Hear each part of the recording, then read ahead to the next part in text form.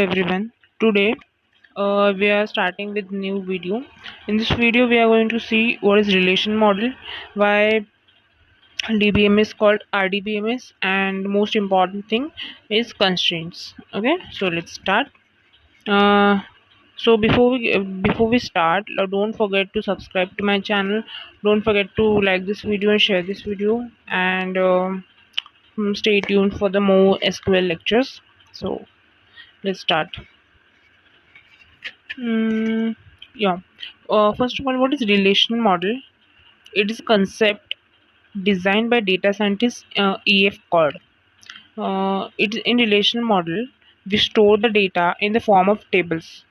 Database management system software which follows relational model becomes relational DBMS. That is RDBMS, Relational Database Management System. I'll repeat it once again. Note down. Database management system software which allows relational model becomes relational database management system, which is RDBMS. And what is relational model? In relational model we store the data in the form of table. Okay, so there are four rules of EF code. First is the data stored in cell must be its single value data.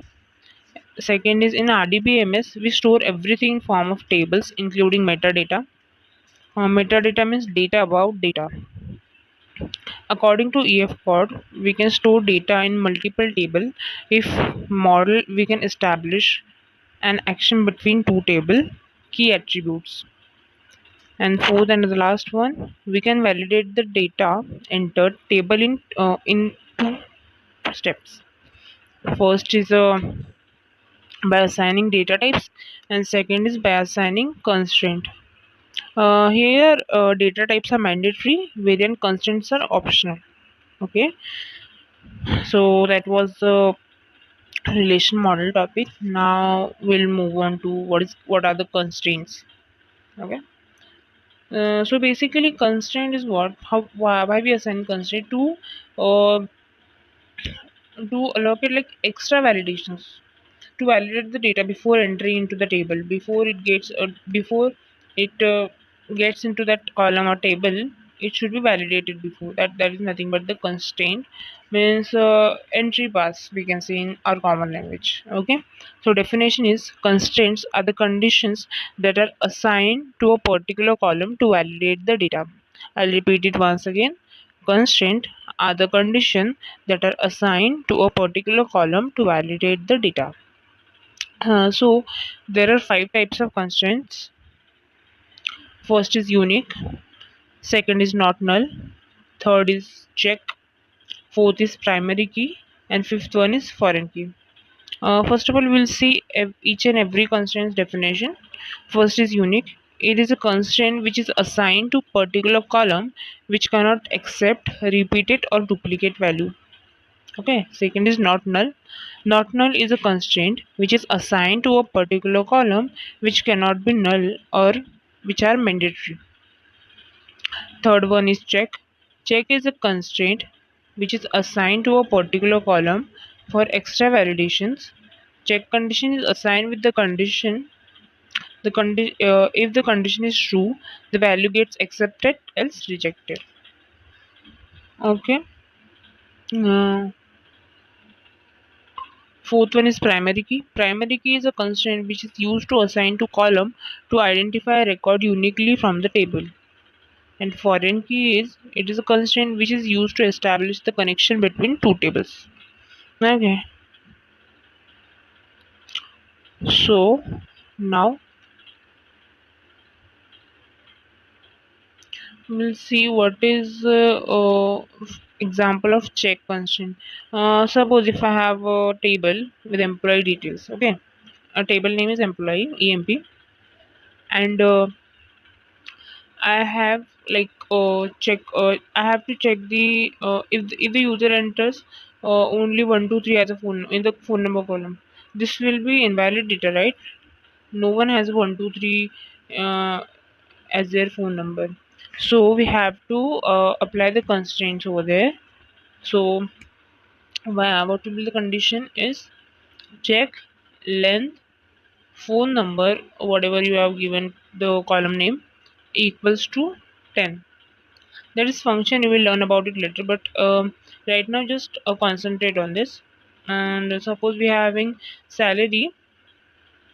um, if someone has entered salary equals to 0, that will be invalid amount, like invalid number. Then that will be then the condition will be checked, sal is greater than 0. Okay, so here are the next point, null. It is a keyword which represents the empty cell. An operation performed with null, result will be null. Note it down because we'll need it once we'll be starting query solving. I'll repeat it again. It is a keyword which represent empty cells. Any operation performed with the null, the result will be null. Okay. Next is primary key. Primary key is a constant which is used to assign to a column to identify the record uniquely from the table. So characteristics of primary key is, we can have only one primary key in a table. It cannot accept repeated or duplicate value. It cannot accept null. Primary key is not mandatory but recommended to have one in table. It is a combination of unique and not null. Next is a foreign key. It is a constraint which is used to establish the connection between two tables. Characteristics of foreign key. We can have n number of foreign keys in table. It can accept repeated or duplicate value. It can accept null. It is not a combination of unique and not null. It is represented in child table but actually belongs to the parent table. It is also referred as referential integrity constraint.